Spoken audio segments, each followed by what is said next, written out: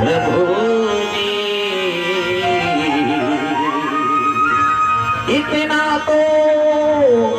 करना है स्वामी, जब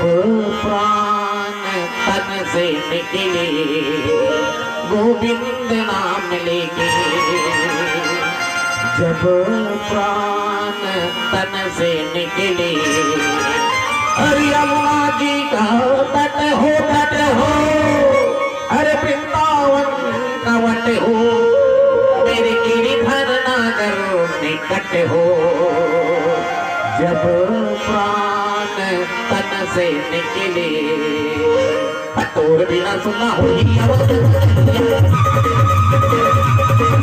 पटोर बिना सुना हो ही राम लखन जानकी जय बोलो हनुमान की,